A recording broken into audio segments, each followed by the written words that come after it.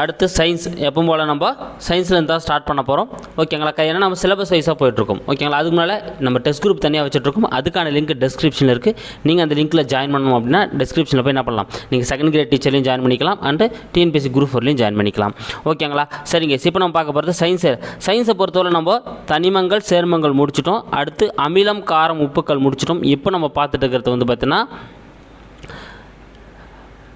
உரங்கள் மற்றும் பூச்சிக்கொல்லிகள் தாங்க நம்ம வந்து பார்க்க போகிறோம். ஓகேங்களா? ஸோ இனி தான் இன்றைக்கி வந்து ஸ்டார்ட் பண்ணுறோம். ஸோ ஃபஸ்ட்டு பார்க்கலாம் பாருங்கள். தாவர வளர்ச்சிக்கு தேவையான தனிமங்கள் என்னதுங்க? தாவர வளர்ச்சிக்கு தேவையான தனிமங்கள் 16. ஆமாங்க, தாவர வளர்ச்சிக்கு மொத்தம் தேவைப்படக்கூடிய தனிமங்கள் எத்தனைடானா முக்கியமான தனிமங்கள் வந்து 16. கரெக்டு தாங்க.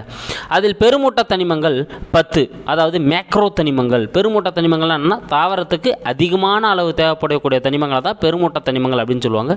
அது எத்தனைடானா 10. ஆமாங்க, இது கரெக்டு தாங்க. Carbon, hydrogen,